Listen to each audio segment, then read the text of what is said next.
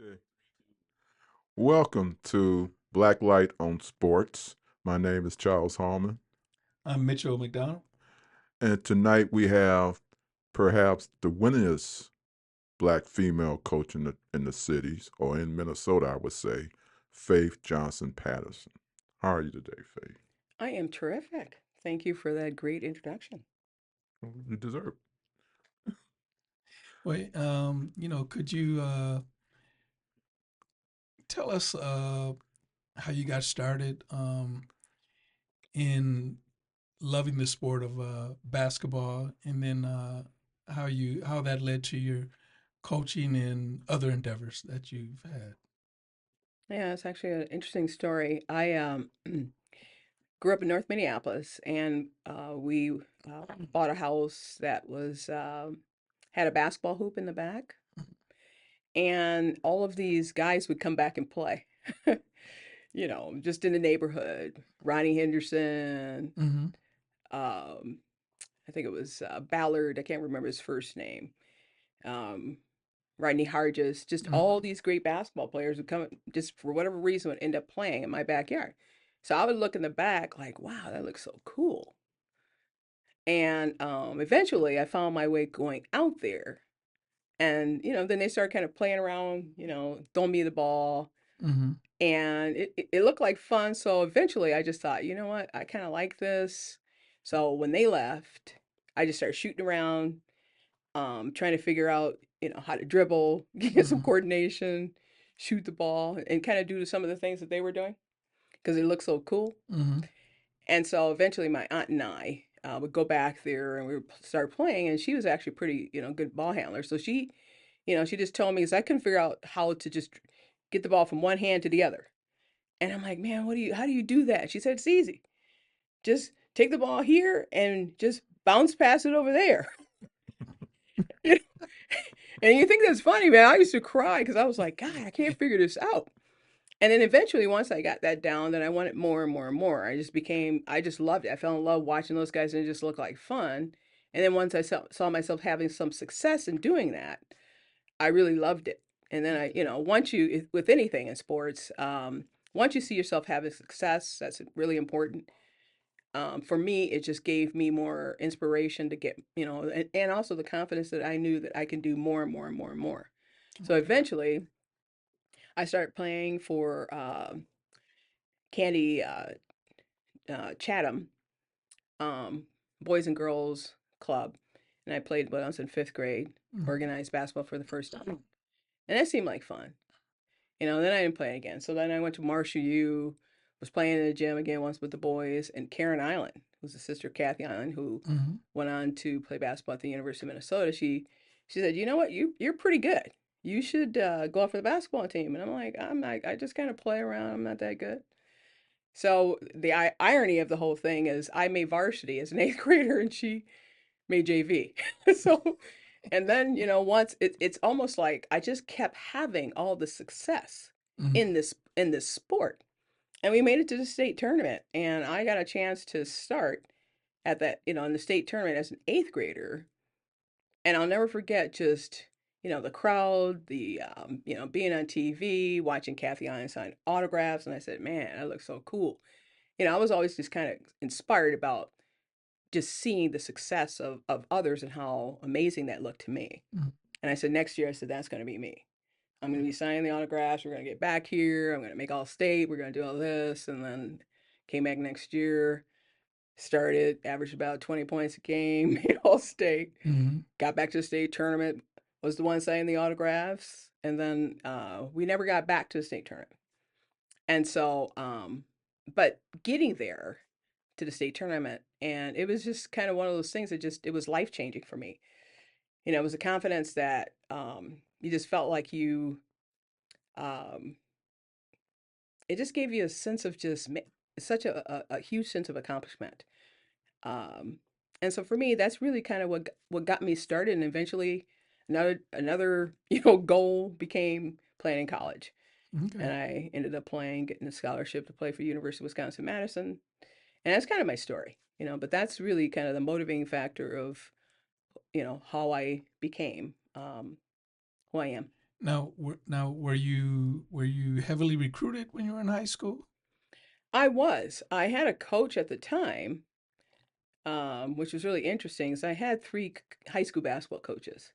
So that's, the coach that I had the last 2 years was a male coach, and I hate to say it like that, but he wasn't, because I just had this thing in my head about this guy evaluating me and my talent, and Mm-hmm. he didn't think that I was capable of playing at the D1 level.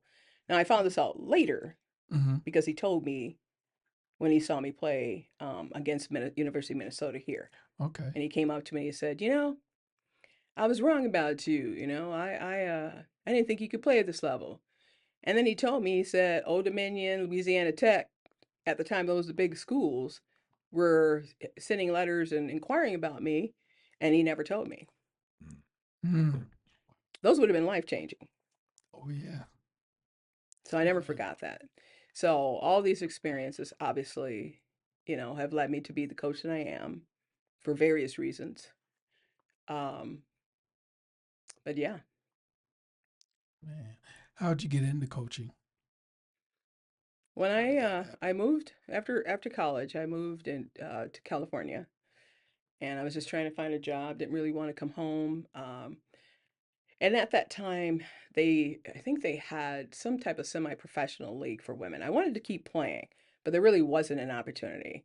But they had like the Minnesota Phillies, they had the Chicago, some team out of Chicago, and all that kind of shut down. So there was nothing left.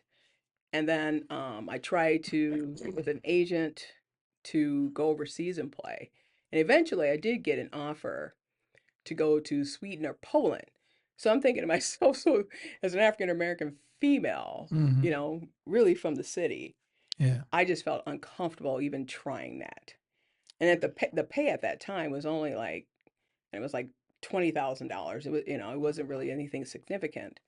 Um, and I just wasn't comfortable going all the way over there by myself. And so I took a job and worked for a while, and eventually ended up coming home to Minneapolis because I just, West Coast wasn't really for me. And when I got back, I was asked to play in this Celebrity All Star game with Janet. I guess Janet Carbon had referred me or whatever. And so I played. It was on cable television, and then I had these coaches coming to me and asking me if I would be their assistant coach. And that's how I met Ray Finley. Okay. And we sat down, had coffee, and he convinced me um, that he thought he'd be a good coach. And, so I assisted him for 4 years, and we won a championship at the Blake School. We were 30-0. And he was just an amazing coach. He was, in terms of X's and O's, he knew the game like, it was just unbelievable. I mean, he could just look at a team, they're running, this, and that. And I'm like, wow, this guy's brilliant. But to me, the other part of that was he was really tough. I mean, he was pretty brutal. And so what I found myself doing was learning from him and just kind of, learning the X's and O's of the game, more detailed, and then helping him kind of like a bridge gapper, helping him have a better relationship with the kids because, he was breaking the kids down because he was so tough on them. So I was the one saying, Ray, you can't talk to her like that. You just you gotta settle down, or just, because I could see the kids were just getting their feelings hurt. But I knew, what he thought of them, what he wanted from them. So I kind of became like an armor bearer. And then it just got to a point where we were playing against Tammy Fiscus. I know you got to know that name. So we were in the regional finals. I think they were called regionals at that time. And he had this player on her and she was killing her. And I just made a suggestion for the first time. I said, well, why don't you put, Erica on her instead of, and he just refused. No, she's got to learn. She's got to learn. I said, not now, man. I mean, there's too much at stake here. And then at that point, I knew I was done assisting him because well, because I knew that, but he, he was a head coach, and his teaching method I just didn't agree with. And at that time, kind of around the same time of it all, North High School, they saw us playing in the state tournament, and they were coming after me. wanting me to be their next head coach. Okay. So Clifford, um, Big Cliff, they call him. He came to my job literally, and it was like, but I knew him from high Oh, school. We Cliff went to Brown. high school. Yeah, Cliff Cliff Brown. Brown. I Okay. knew him from high school, so he found out where I worked. He came to my job and he was like, "Hey, the girls want you to be their coach." And I'm like, "I don't know. I've never been a head coach before. I don't think I could do that." And then I would go watch the pro-am, and then I heard that Tamara Moore and Mari Horton had announced on KMOJ radio station I was going to be their new head coach. So somebody came up to me, they're like, "Hey, congratulations, I heard you're the new basketball coach at North." And I was just upset. And I said, I'm not coaching. So I saw Tamara, I said, "What would you tell these people? And why would you say that?" "Because I thought you were going to be." And she literally starts crying. And I'm like, dang, I ended up saying yes Mhm. because it did something to me. It touched me that why, me of all people, but what did she see in me, or what did they see in me, and what was it? And it meant something to me. And so, I decided to coach, and I told my boyfriend at the time, who's now my husband, I said, "Look, you're going to have to come with me. I'm not going over there by myself. I need to know somebody. I really don't even know what I'm doing." Now, I was a point guard in college. So, point guard, you're pretty much coaching at the floor. So, you know how to run an offense. You know how to, Mhm. what other players or how to get other players involved. You know the role and position of other players. So, the transition really of most point guards should actually transition into being a decent coach.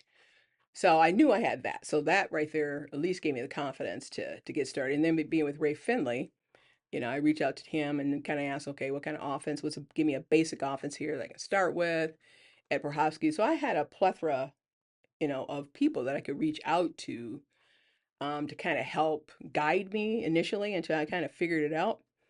A couple of times we just made up plays. Mhm. We're just trying to make up something to Mhm. make it look like we were doing something we knew we were doing. I'll never forget we made a play like called Reggie. Oh, because that's my husband's middle name. Mhm. Oh my goodness. There was a couple of down screens pop out to the Oh wing. my God.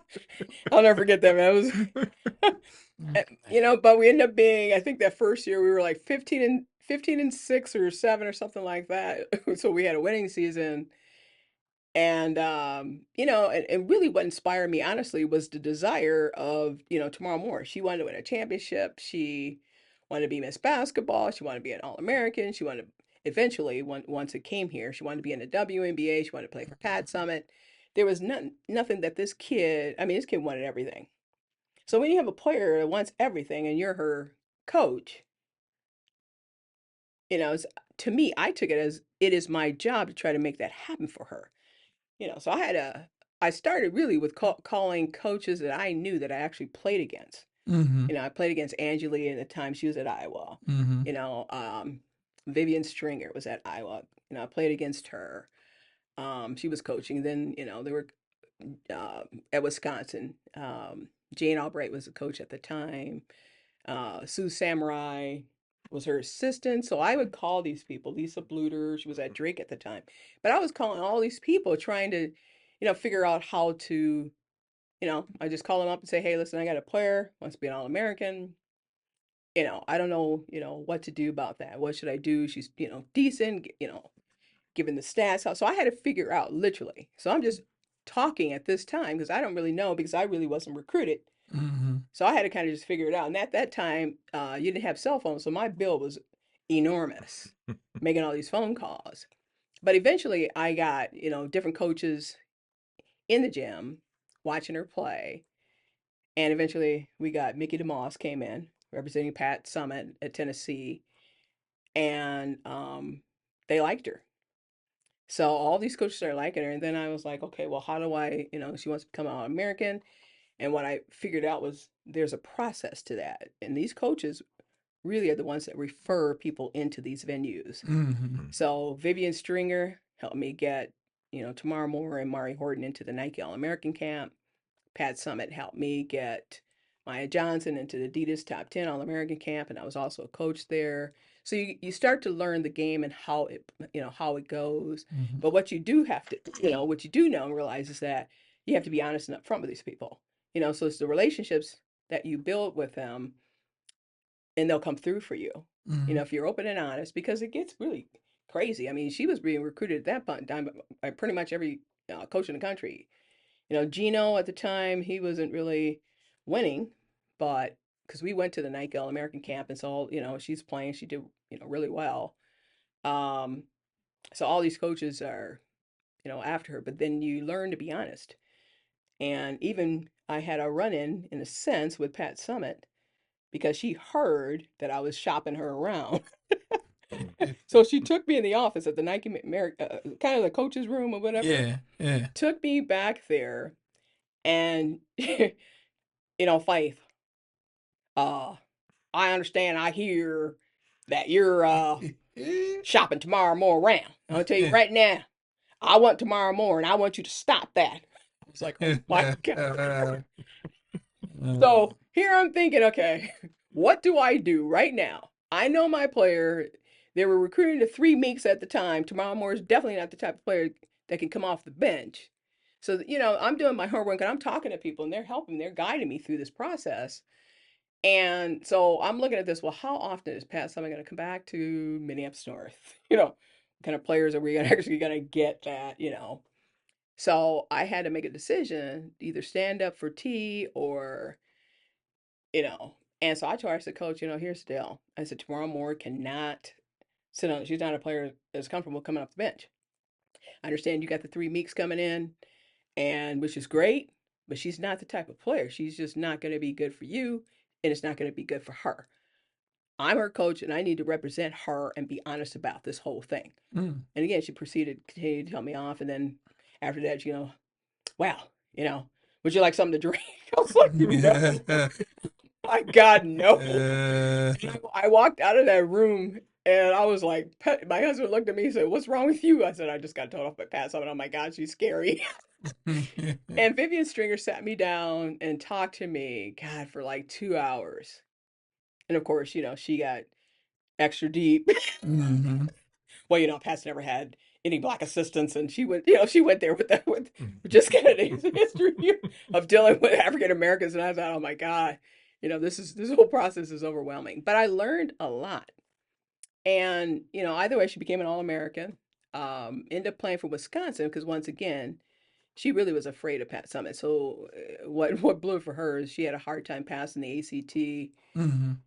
And when Pat Summitt came to her house, once again, she slammed the table and she told her, she said, God dang it, tomorrow morning, you promised me you're going to pass that ACT. And she was slamming the desk, and I was like, oh my God. But what she said was, if you don't play for me, I'd love to see you play for my good friend, Jane Albright. Okay. And so, I mean, it was just kind of an interesting thing, but it really was ignited, honestly, by the hunger of tomorrow morning and wanting to get to the state tournament. And then, so eventually, that recruiting process started when she was a junior, and then she eventually, took the scholarship, and we won her senior year. Was the first state tournament in 1998. But getting to the state tournament in 1997, we got there, and we ended up losing in the. You made it all the way to the championship. Yeah, we lost the championship game. We were up, and she got into foul trouble, and she eventually fouled out. And so we ended up losing. But what was really interesting for me is after that, just kind of all the comments that we got from, you talk about people that want to talk about you. There were a lot of comments, letters sent to the school, comments that you see in like news clippings or whatever. Mm-hmm. People making comments, and they were talking about the kids and how, just saying very, racist things. In fact, Tamara Moore specifically got hate letters, and I mean, at one point she was, really scared. It's kind of like the nappy-headed hole thing that Vivian Stringer went through, but it was pretty bad. And I knew then at that point, I said, man, where am I? This is more this is bigger than Harv. This is bigger than a state tournament. This is bigger than everything. And that really inspired me to change the image, change the just of how people viewed African Americans. Um, and I mean, if you looked at the state tournament, it was very few African American teams playing since, you know, Marshall U was there and St. Paul Central girls basketball team back in the late 70s. Mm-hmm. So you really didn't see too many African Americans at that point in the state tournament. It was all pretty much all white, which was fine, but you know, if anybody wanted to really, you know, be real with this, there's a lot of African Americans that playing basketball. So I felt that we belonged in the state tournament, and I really wanted to change kind of the image of how they viewed us, and so what we ended up doing was addressing kind of behavior. And it wasn't something like we weren't trying to be ourselves, but when I looked at the video, I mean, kids were throwing up gang signs. It was like, you know, they were doing all these different things, and we were looking kind of crazy, you know, going out, you know, and our names were being announced, you know, it's like, at least look like you've been there before, right? So, I mean, one could say, you know, we didn't help ourselves, Mm-hmm. but there's a way in which you do things and carry yourself with class because you're at that point when you're representing a lot. You're representing your family, your school, your community, younger people, younger African Americans, Yes. across the board, and female basketball players. So, you know, we just work with the kids in terms of just helping them understand that. It's like, it's not that you can't be you. You know, there's a time and a place, but there's a certain way in which you can put yourself in a situation to be stereotyped. We don't have to do that. And so when we won, I literally, and I don't know if you remember that or not. Actually, I think the first year when we lost, I flew to New York, and the tux that I was wearing, that was $1,000 tux. Well, you know, I'm representing, that was $1,000 tux. Man. I still have it. I can't, but but I still have it because it was just, you know, it's a signature. But it was $1,000 tux that I wore, and I'll never forget losing and walking through. And I mean, just people, you know, saying to me like, "Wow, you know, you look amazing. You this and that." And sometimes, you know, it takes just a little bit to change the narrative. Yeah. You know, and so that was critical, and that's why every time, if you watch all those championships, you know, I was in a suit. You know, I was looking, you know, pretty nice. Or a couple times when my hair kind of got a little crazy, and then I would get, you know, somebody wanting to do my hair for free. But you know, the biggest thing. So we went 9 straight years, and it changed everything. That team, you know, considered one of the best teams in Minnesota history, and we would have been number one. And the reason why is because we started beating teams when we won the next year in 1998. We were 29-0. We were beating teams by so many points, and that's where I don't know if you recall, that's where they decided to do the seconds, where our teams are the ones that initiated, where they would have that time running off the clock. Oh, yes. When you get up by a certain amount. Because they did that to us because we were beating teams by literally 100, 90, 80. I mean, that team was incredible. Eventually ended up having 2 All-Americans. I mean, you know, the teams that I've coached, you know, we've had over 30 Division I athletes come out of those programs, but they just kept getting better and better and better. So you know, we were being kind of good sports and decided not to play our kids. So those guys are just playing like half a game the majority of the time because we weren't trying to run up the score. And then I look back now because they're looking, Central broke that record, and I'm looking like, man, you know, if I thought about that, I would have let those guys beat those guys. But you know, at the same time, you know, it's not worth it. I've been on the other end, you know, now in my later years of coaching, getting beat by 50 or 30. I couldn't even imagine getting beat by 80 or 100. You know, it really, really, it hurts. And I didn't realize, you know, you think you're coaching and you think you're I mean, your team's just so good sometimes, but you really don't understand the effect that that's having on another, on your On opposition. the opposite, yeah. Not at all. So I'm grateful, that we, appear to be good sportsmanship, good sportsmen, and we stopped playing our starters at least in the first, just after halftime or right before half. But so, but again, it's, like I said, it started with her, and then Mari Horton became an All-American as well. She ended up playing for Rutgers, and they made it to a Final Four. She was a captain, and and once you get a group of individuals and you have some younger kids coming in, they're looking up to those older ones, and they kind of like me, they wanted what I wanted, and I knew that, so that's why I would play those younger kids, the eighth graders. A lot of people, I think I was probably one of the first teams that started playing eighth graders, and starting them and giving them a lot of playing time. But I knew from my experience that, you know, what it would do for their lives. And if you think about it, right, if they're starting in the eighth grade and they're going to the state tournament, they're going to want to get back there. So that kind of starts and ignites, like your run. And so if you understand the formula, how it works, it's not hard. Mm-hmm. And I've won championships with average kids. So it's just that you get them, they're hungry, they work together, they're having fun, they're buying in, and they love winning.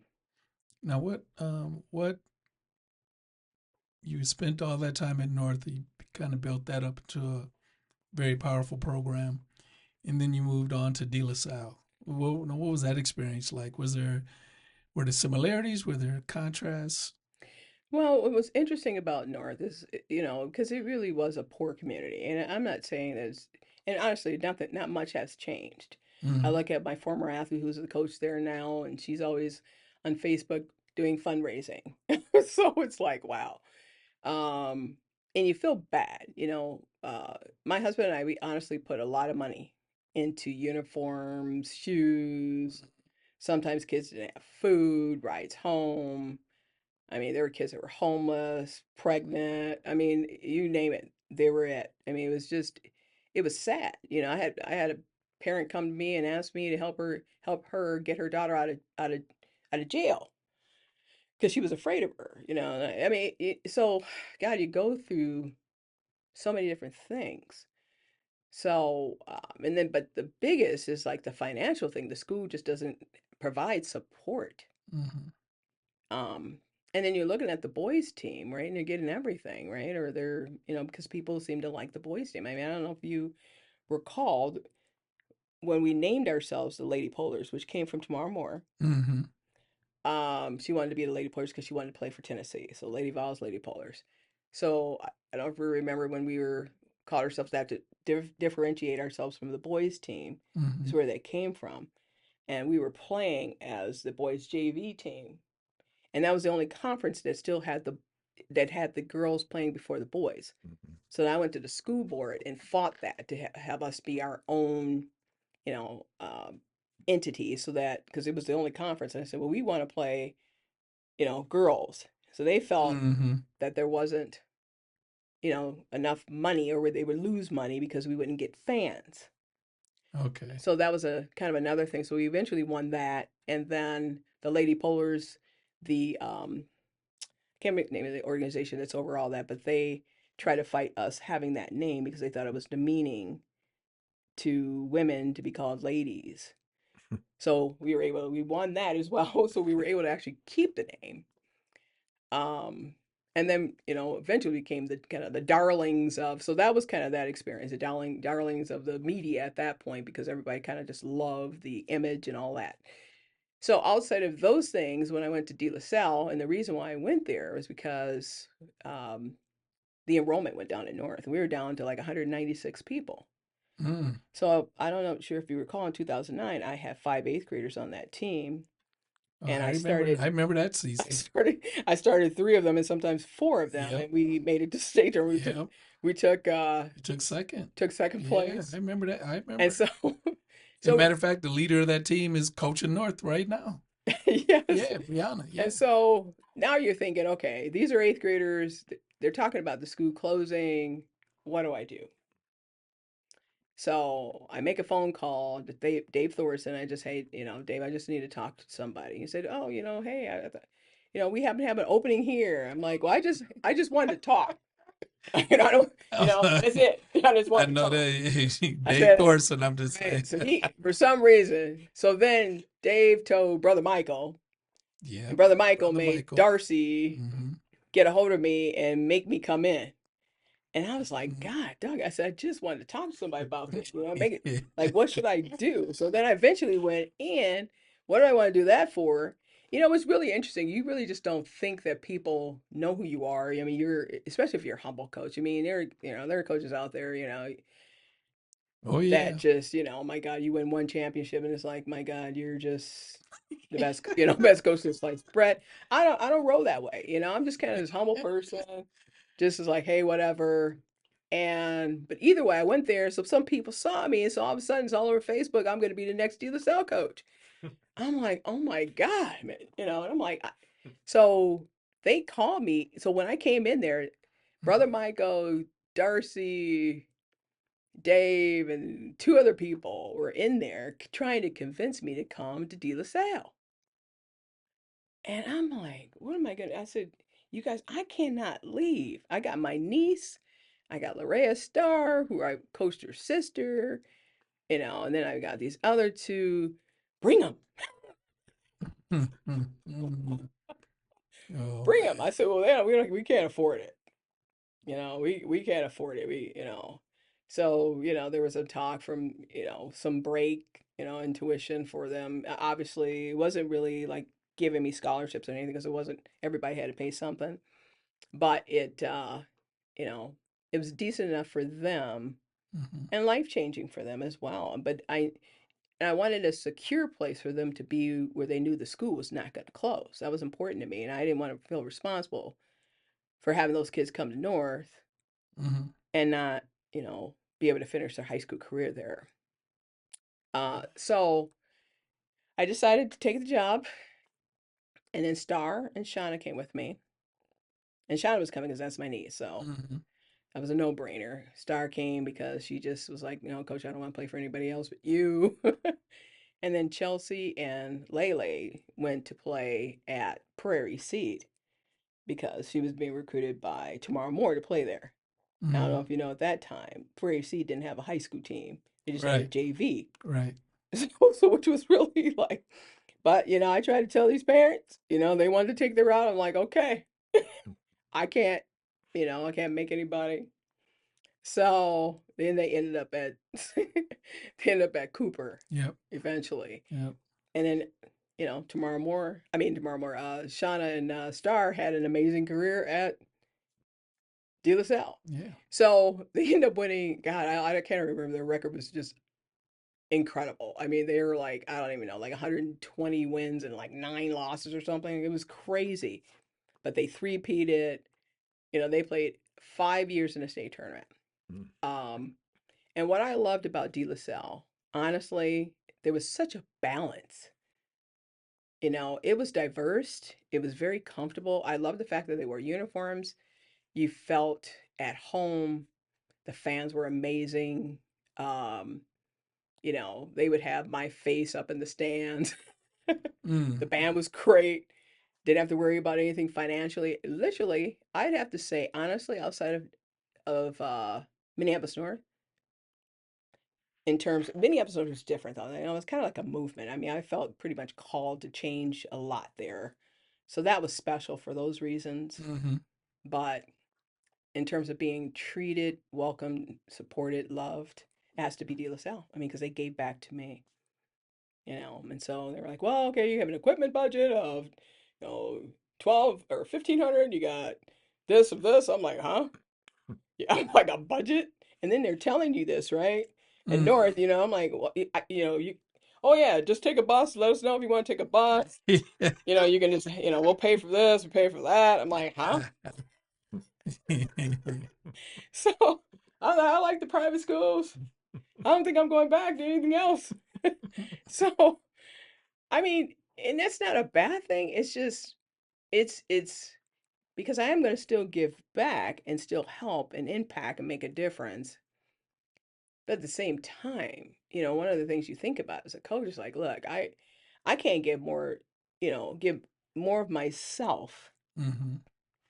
than, you know, and not give back anything and be depleted at some point. And you do, it's wear and tear. It's not easy.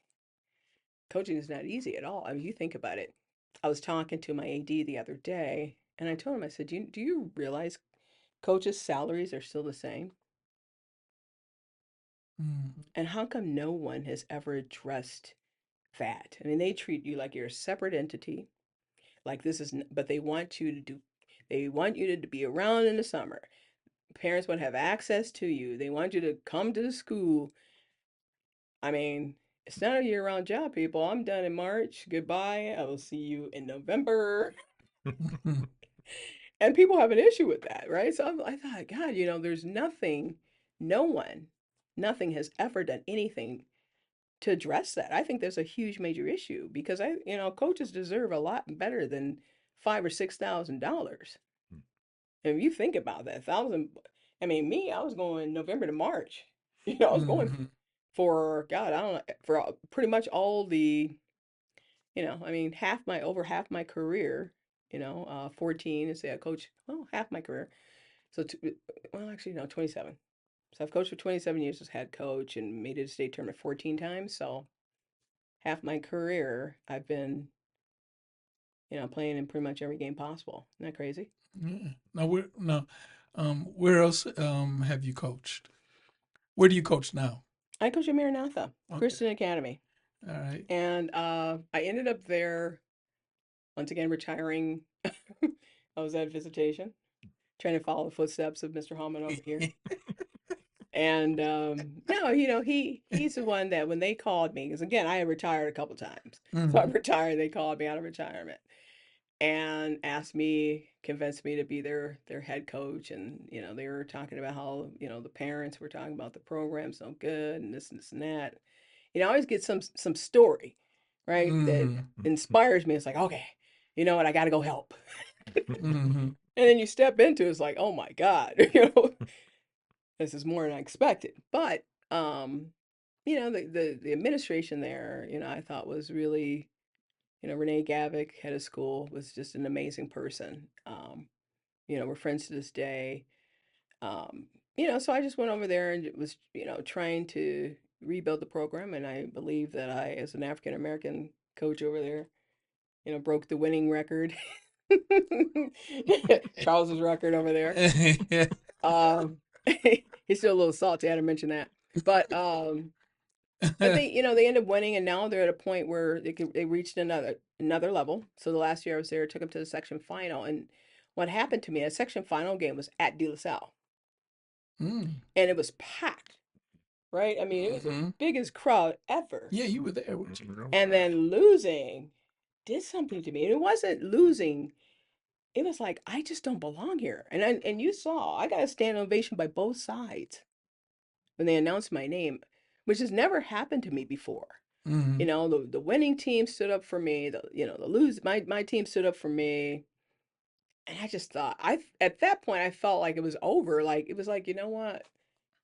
And I knew at that point, I looked at that team over there and I'm like, I can't bring this team any further. I feel like my work is done. I've done the best I could. I think I, you know, reached that level, but losing to them just, I don't know. It was just like, God, I don't belong here. This is weird. I can't lose at DLSL like this. This is strange, you know. Mm-hmm. Um, because I brought Minneapolis North their first 5 championships and only, and I brought DLSL their first 3 championships. And then Tanisha Scott followed up with one more. But 3 of the 4 championships that De La Salle has are mine. 5 North are mine. I mean, there's something you just I don't know. It's just weird about that. And I just knew at that point, like, I'm done. This is it. You know, I helped. I brought them to another level, and I just felt the limitations. You know, and all the things I've aspired to do as a coach. I mean, I did eventually end up having some personal records at some point that I wanted to accomplish some things and I wanted to be one of the best in Minnesota history, which I am, which is amazing, especially as a female. You know, in the top 2 or 3 boys and girls in all the categories, but I'm representing all the females and African American. I believe I'm probably, I have to do the math, but I might be the longest tenured African American coach for basketball in Minnesota history, that, going on 28 years. I don't know who else has coached this long. And it's hard. It's not easy. I mean, people come at you. They don't want to open the door for you. They don't want to. I had to bang that door down. I had to keep winning over and over and over again until they were like, okay, uncle, I get maybe you can coach. Okay, we're finally going to give you coach, we're finally going to induct you in the Hall of Fame. I've seen people being inducted in the Hall of Fame with not even without a championship. It's like, why did I have to have 6 championships to get inducted into the Hall of Fame? And being the only African American female in it, and I still am in 3 different Hall of Fame venues. So the thing is that you look at that and you just you know that, and the reason why I'm kind of still in this is because I feel like there's more to do. But it's important for me to be in an environment that is good for me, where my spirit or I can be at peace. I don't care if it's 1, 2, 3, 4A, whatever. That doesn't make a difference to me, because I do know who I am and what I've accomplished, and I know that I can be at those levels again. But here, it was interesting this year. I actually cried after we lost, because I felt like I couldn't get, I just couldn't help them get to a point. But I came into a program that was pretty much depleted. They didn't even think they were going to have a season, because when the former coach left, 15 kids quit the program. They didn't want to play for him anymore. And it took too long, because he would return phone calls, up until like September. And what I actually appreciated about that, they didn't give up on the guy. They still wanted him there. And I said, that's an amazing environment. They're going to give this guy all this time, because he just kind of disappeared off the face of the earth. And I ran into him actually at a job interview. And because they were talking to me all the time, trying to convince me to come there if that happened. So it kind of started. I said, listen, I can't. You guys still got a coach. I'm not going to get involved in that. Just keep calling him. I'm actually trying to advise, these guys on how to get him to respond. But then when I found out he did that, I was like, how could you do that, dude? So I told them, I said, well, I have to be honest with you. I did see him at an interview, because that's not okay. Kids are dependent on you. You got a school that is supporting the crap out of you. That's rare. That's rare. And especially for African Americans, that's rare. And yes, he's an African American male, and it's rare. So eventually he came back and he said, all right, I decided to leave. So now it's like mid-September, they don't have a coach. Well, all of a sudden, here it goes. Hey, will you come and help us out? Oh, God. I'm like, here we go with the story again. And what was it like for you this past season? Well, I didn't know. It was interesting. When I first had like the introduction, to the coach, you go to the school and the kids come and show up. There were like 10 kids in there. So I'm like, oh my God, okay. And then they were quiet, looking at me. I thought, oh my God, these kids hate me. This is gonna be awkward. I couldn't get them to talk. They were all sitting like literally 10 feet away. That was weird. So we tried to set up like a weekly workout. One of my coaches wanted to, kind of get to know the kids and get them ready for the season. So yeah, 1, 2 kids showed up. Sometimes no kids showed up. I mean, it was just awful. And then when the season, started, so it was first day of tryouts, I walk in the gym, I see 5 kids. I'm like, where are the others? Oh, they're coming. So I ended with 11. So there were 2 7th graders, an 8th grader. So 1 7th grader and 1 8th grader came straight out of in-house. I'm like, there were 2 freshmen. And like I literally had like, it looked like 3 kids that actually played varsity basketball. And I thought, okay, well, It is what it is. And literally, I don't even know if you've ever seen like a three-man weave in slow motion. Mm-hmm. So you try to do drills, you try to get them going, you try to see what you got. And I'm like, and then you got kids walking off. Coach, can I take a break? My back hurts. I'm like, we're like 10 minutes into practice. How's this gonna work? So the boys team were transitioning from here and there. They were so great. They were, they embraced us, and it was kind of fun. We developed a great relationship with them. But kind of seeing them laugh at it, kind of with me, was like, okay, Mm-hmm. hang on their coach, right?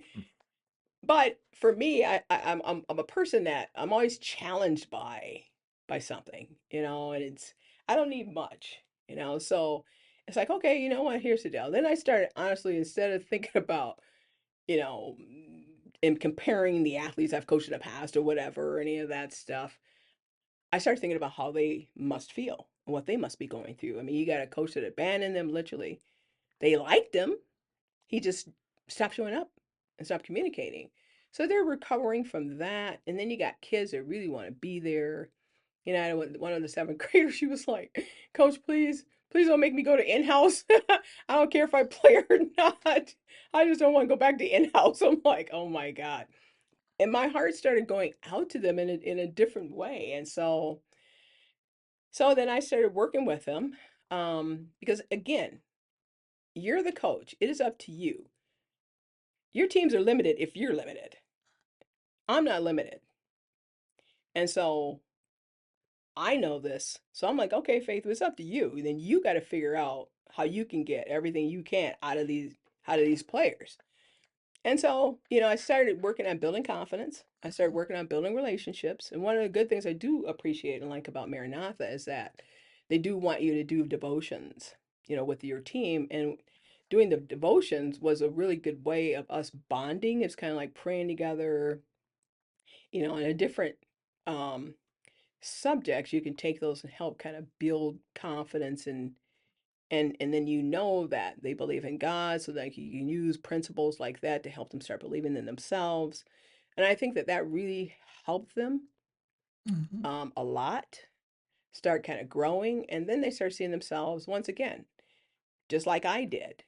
When I started seeing myself having some success, and someone acknowledging that, then I started, growing, getting better, and building my confidence. So I just started back with kind of my roots and what I went through and what helped me, figure out how to play the game. And so eventually, I mean, we went 0-7, and I'm like, okay, this is not okay.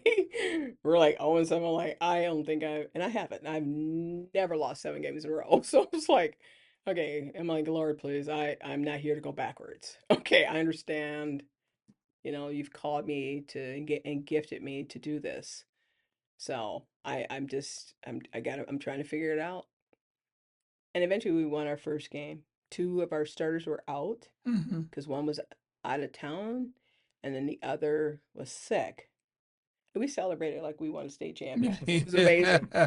And and then it just built their confidence up. And then we won like, 5 or 6 in a row. Mm-hmm. And then, we started becoming positive versus negative. So then I remember when we're 500, I was like, yes, we're 500. Oh my God, thank you. Then I looked at their schedule. I'm like, okay, we can actually have a winning record. And then, and then you just start with teams. And what happens is that you got to have those moments once again, even as a team, as an individual player and as a team, where they're change moments, Mm-hmm. where you get them to a place in a close competition that gets them over the hump to understand, knows that they're an actually good team.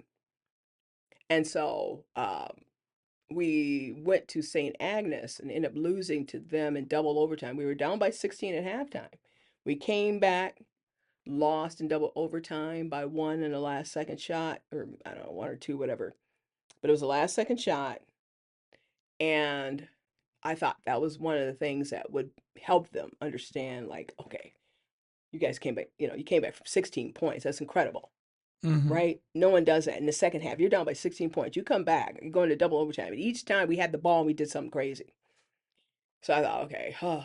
So then now you're looking at all the teams, and it's between, St. Croix Luther's number one, St. Agnes at the time was number two because they beat us, and then you had I don't know, some other team, I can't remember them, but they were, so all of us were kind of fighting for that second, Mm-hmm. second place team, place in the conference. So we get St. Agnes back, and I got these kids just pumped up and ready to go. We beat them by 42 points. And the reason why I was pumped up is because what I once again I forget, when someone beats me, they think they won a state championship. Mm-hmm. But this guy, we're down by 16 at halftime when we were at third place, and I've never had a coach. They walked in front of me as if I didn't exist. He's like, oh, and I just kind of like, wow, really, dude? You just gonna walk in front of me like that? You act like I'm not competitive? I wanted to kill him that game. We ended up falling short. I did enough to scare us behind. But when we came back, I'm like, oh, it's on now. It is on now. You've met Faith Johnson-Patterson for the first time. Now I want you to recognize me. I want you to remember that. Don't ever walk in front of me like that and show that type of display of arrogance and cockiness. I mean, I'm very competitive, right? Mm-hmm. But what happens with women, African American women, people do that. And again, you forget like what you've won with, so everybody's trying to beat you. They're all coming at you, regardless of whether you won a championship last year or not. They're all still trying to measure themselves against you as a coach. Mm-hmm. But like I said, when we beat them by 42 points, I was like, okay, now that's a difference maker. This is what I've got going with my team, and now they're on that should have been the difference maker to bring them to the next level. And we won a playoff game, and then we end up losing, and this is why I ended up crying because I thought, God, I just couldn't get them there. That game should have been it. Mm-hmm. There were games, and they didn't have, they just didn't have enough in them and it hurt. It hurt because I felt for them and I wanted them for them because but they're amazing kids. Mhm. And I walked out of the locker room literally crying. And the parents came to me, they were comforting me. They were. And what I appreciate about it is I have more parents thanking me for being there on a regular basis. And honestly, they don't have to. Do I deserve that? Absolutely. But people just don't do that. They don't treat you that way. And then Yeah. instead of complaints and want to meet coach, I just look at you over there and I'm just praying for you. And I'm like, wow, you know, this is definitely where I belong. And I got people praying for me and supporting me instead of trying to tear me down, belittle me, and attack me. Because what they don't realize is that when you're doing that, you're really interfering with the relationship with the with your kid and the coach, So and you'll it's a be destroyer. so you'll be going back. I will be. Okay. I actually at the end at the banquet, I committed to 6 years. I couldn't Mhm. believe it. And I At will the be winning at some point. no, I know that. I'm just saying. Well, I'm really just winning saying at some point. at the banquet. I did Yeah. because of those seventh graders. I want to be there for them. Okay. I love them. Now we talked a little bit before the show about something that you were involved in with Penumbra. Like to talk about that a little bit. Absolutely. I mean, I would say that was a give back to me. After all these years, I was asked. They had a trainer, and he had to go out of town because he also produces movies, and so he had to go on the road. And so I got a call from the director, producer, and one of the bigwigs at Penumbra. So I had to go through the whole interview process, Mm-hmm. and which was really cool because it really wasn't difficult because once, and obviously they must have Googled me or whatever, and they were like, well, wait a minute, you're a Hall of Fame coach. I said, I am. Mm-hmm. Well, we don't have to interview you. Do you have the time for this? I was like, well, absolutely. Now, I didn't know exactly what I was getting into. And so they sent me the script and I started reading it. And I thought what was really cool was it felt like it was my story. What's the name of the play? Flex. Okay. 1998 winning their championship. Mm-hmm. I won my first championship in 1998, inner city school. It's down south for them, so they call it kind of like you know, the, the dirt, dirt part of Arkansas. But city school, poor, community. Um, And then they wanted to get to the state tournament so they can get seen by college scouts. And one of the kids on the team wanted to play in the WNBA, so kind of similar to Tamara Moore wanted to play in the WNBA, wanting to get to the place of being, seen so that they can get recruited as part of the process. And then it's all about a kid that was pregnant as well, and going through what she's going to do about being pregnant. Because the year before, they lost 3 seniors that came up pregnant. And so it ruined their season because those players couldn't play. So now this kid's just trying to decide whether or not she's going to have an abortion or not. And so when you start thinking about that, I actually have coached kids. I didn't know at the time, but I've coached kids that were pregnant and twice in a row. The one particular player, and I couldn't tell because she was a heavyset kid and she had um, big breast, and so she wore kind of an overshirt all the time. But the kid was pregnant. She was actually 4 months pregnant playing in a state tournament. And I thought, oh my God, kid. I find out after the fact, I said, you can't do that. I can't let you play like that, And then it's like, and then she came back the next year. I'm thinking she wasn't. She was pregnant again. And she ended up having that baby. And again, both years I didn't know. No one said anything. That kid ended up getting pregnant in high school, and then she ended up coming back and playing her senior year and playing in high school. And it was just, it's like, God, no one really understands kind of what that's like. And when you're coaching girls' sports, stuff like this happens, and how do you deal with it? So that alone in itself inspired me. And so my job was to make it look like they were actually, these are actors that, so there were like 3 of them that never played the sport before, and you can tell. And then there was one that played when she was in 5th grade with her dad's traveling program. And then there was one that actually played in high school like her freshman year. So she was like the lead person and she could actually do a few things. So you had a small little stage. So I had to make it look like, believable, like they're on defense, so I had to match the script.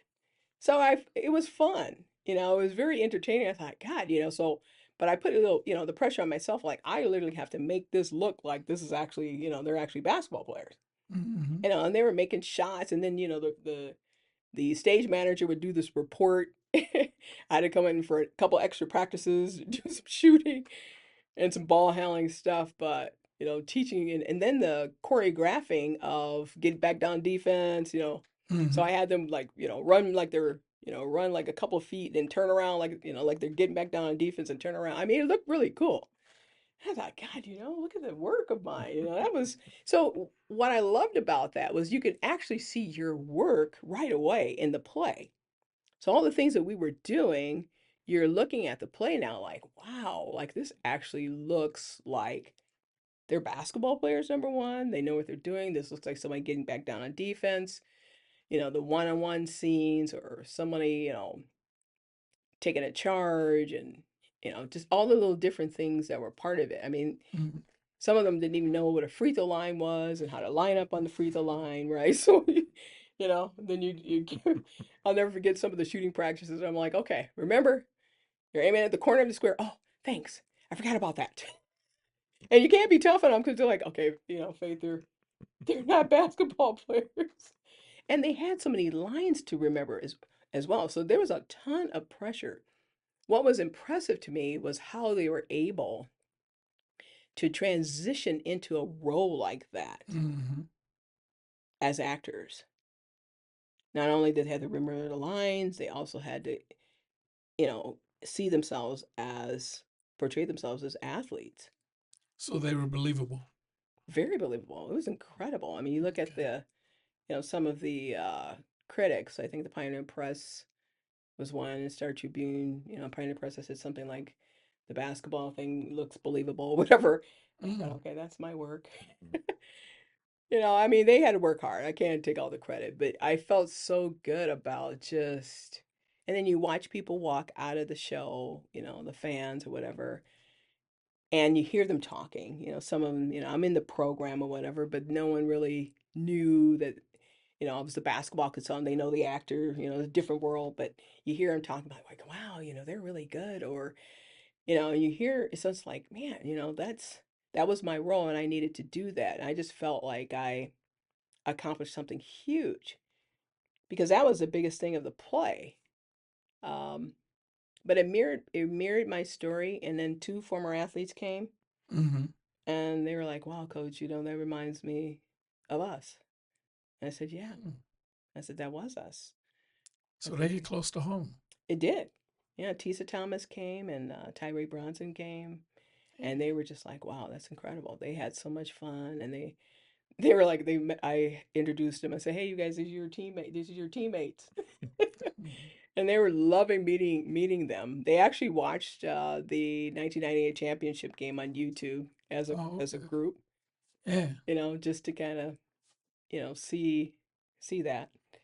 Um, but it was an incredible experience. I mean, I went to the a couple of shows. I went to the last show, and we went out afterwards to get something to eat and celebrate. But you make new friendships. For me, it gave me a whole new perspective on theater as a whole. Really more of an appreciation for how hard they work and what all goes into what they have to do to to be that convincing. And I just really fell in love at that point with theater and that production. So very proud to have been a part of that. Grateful for the call. Really grateful the coach had to go leave out of town and allow me to step in. And they had faith in me to step in because you just because I'm a Hall of Fame coach does not mean I could do what they needed me to do. Mm-hmm. But they trusted me, and I took that serious. So it was a Okay. give back for me. I got a lot out of that. All right. Faith, you mentioned previously about respecting you as a black female coach over the years, all the things you've done, but still you got to continue to put that out. They always talk about coaching trees. There's always a white coach they talk about, players who, came under you and became coaches themselves, whether they're assistants or heads. I was at Dawn Staley's event last week, and a person told me that she's this generation C. Vivian Stringer, player, a coach who stood up for her players and spoke out when they need to be spoken out. And Dawn, as you know, she does that. Hmm. And Dawn talked about the fact that she didn't do any national media this year because they didn't care about her team. They didn't Hmm. want to talk about her team. And even though she won a national championship and she was undefeated, they still didn't Hmm. talk about her team as much as she wanted to. I'd like to ask you I don't want you to talk about players you coached because Hmm. we know you coached many players, but how many became coaches under you that you influenced them, that's your tree? Hmm. Wow. Um, a lot. I mean, I would say at some level, doesn't necessarily be at the high school level, probably 20, 25, somewhere in between there. I mean, I'd have to literally like name them, but there are several that are coaching because they've reached out and they say, "Hey, coach, I'm coaching this or I'm coaching that," and I'm like, "Wow, look at you." Mm-hmm. Jill Calvick, she's coaching volleyball, and she was actually an assistant at Division 1 school. Um, and T, of course, is coaching. Tisa, Brianna, Crystal. I mean, all those guys are coaching. Um, Renata is coaching. Faith was coaching with her as well at Chicago State. I mean, they're all over, literally. I mean, those are just some off the top of my head, but there's others. I mean, Maya's coaching young kids. Her sister's coaching. Um, well, let's see. Those are the ones that I can think of. Tyree's coaching. Mariah Adenane's coaching. Star was coaching. I mean, it literally goes on. Derica Griffiths. I don't know if you remember her. She was coaching. She's in Atlanta. Now that's a major success story there. Mm-hmm. That kid. but a lot of them are coaching, and then I mean, you want to talk about like influence and even on the, some of the boys or whatever. I mean, my nephews, Johnson, Ty Johnson, those guys are coaching. They were. I know Ty was on my staff when he was really, really young. I had him coming in and watching and coaching.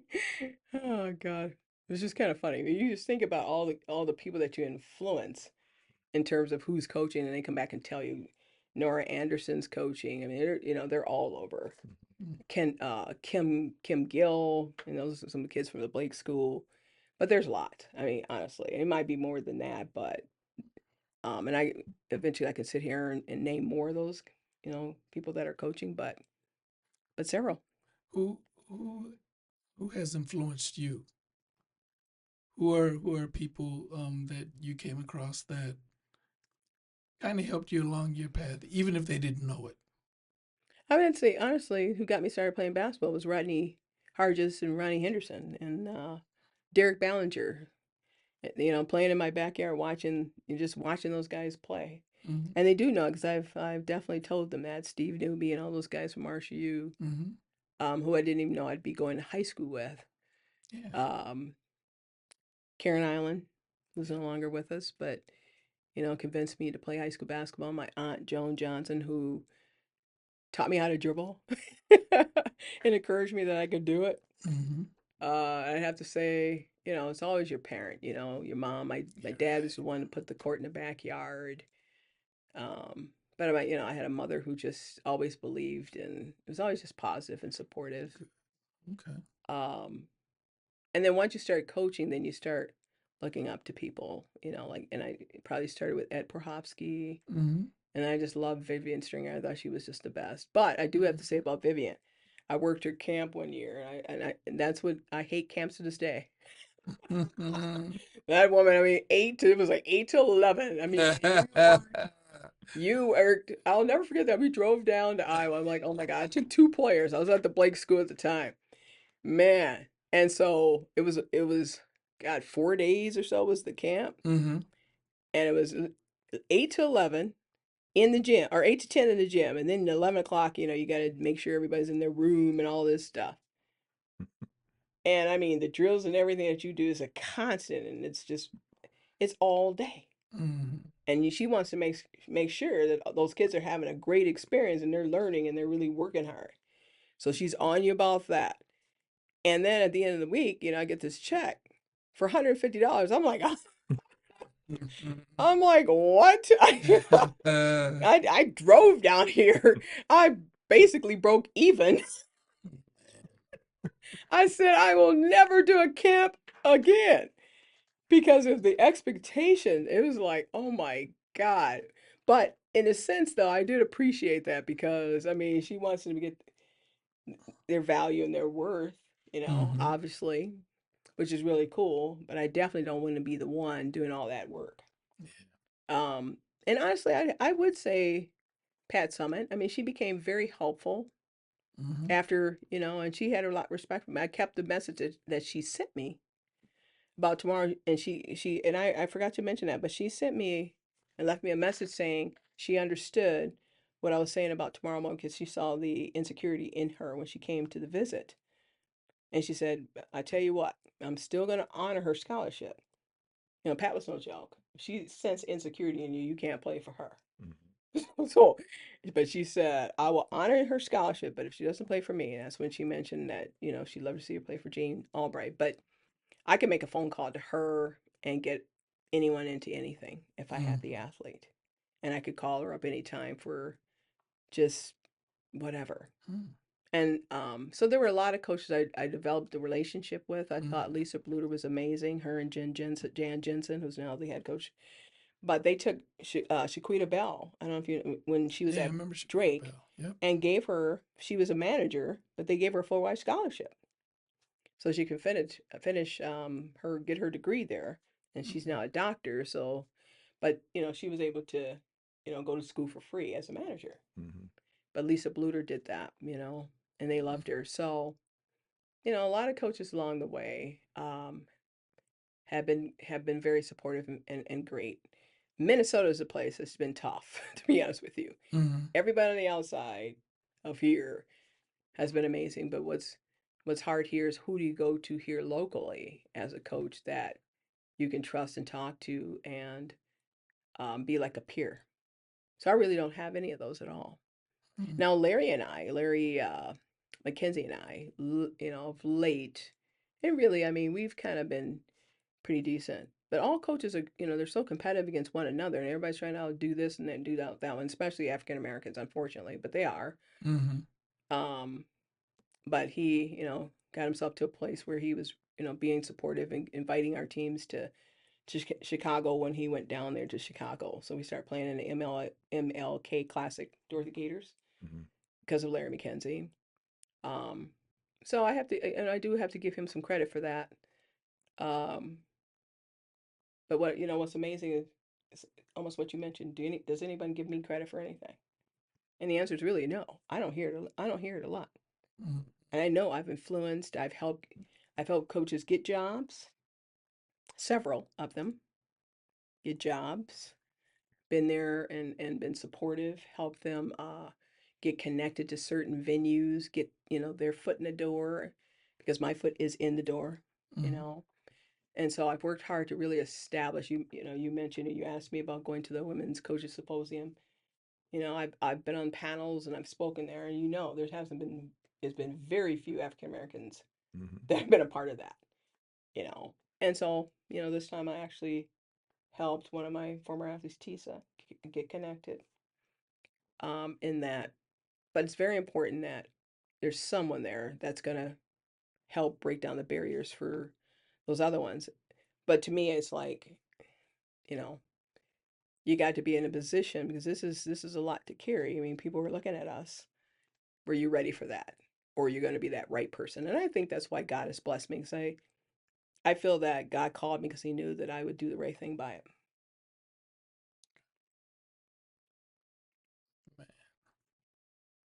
Is there as we close, is there anything we always give our guests an opportunity to say or talk about something that we haven't discussed, or it could be a message to inspiring young Black women who maybe want to get into coaching, maybe want to get into mentoring or things that you're doing. Do you have anything you'd like to say? Well, I think the only thing that initially came to my mind when you said that was, I just wanted to say thank you to you both. You both have been on this journey with me. Several, your dad, Mm-hmm. kind of one of my other, I failed to mention him. Someone that I know I'm getting emotional, but Mm-hmm. that knew I could do it.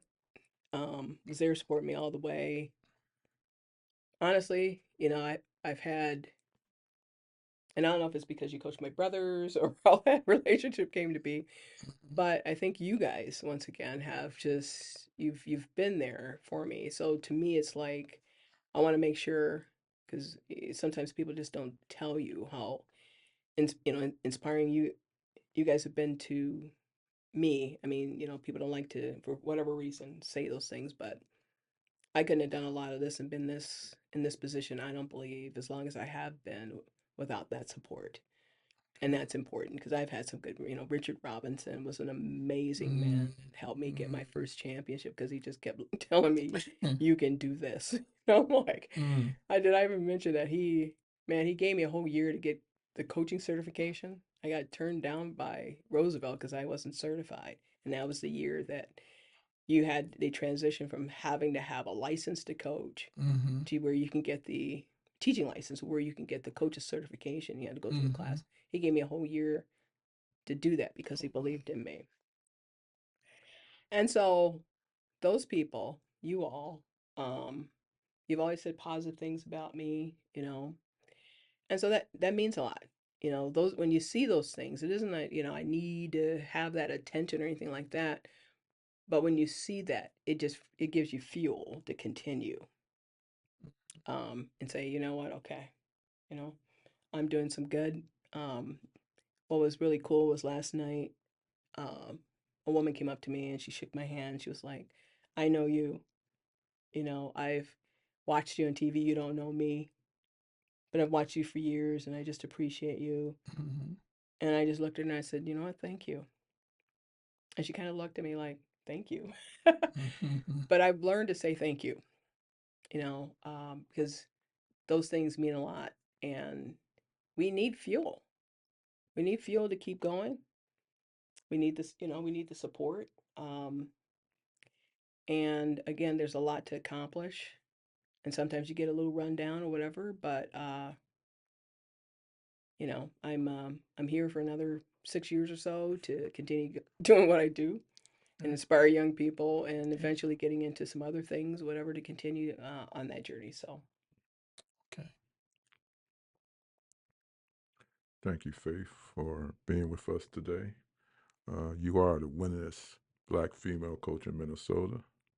Even before you got in the Hall of Fame, I think you was the winningest Black female coach in Minnesota. So we putting that out there to let everybody know that. Best of success for you at your Yes. at your latest school, but you're gonna be successful regardless. I think that you have set the standard of coaching in this state that I think is gonna be very hard to reach by other coaches. Maybe they don't recognize that, but we have known that. That's why we do a show like this. That's why this newspaper exists as long as it existed, because if we don't do it for our people and we don't spotlight our people, then who will? So we Yep. give you your flowers now. Yeah. thank you. Yes. Faith Johnson-Patterson. My name is Charles Hallman, I'm Mitchell McDonald. and we hope that you'll join us soon in watching us on Blacklight on Sports. Thank you for joining us tonight. Thank you.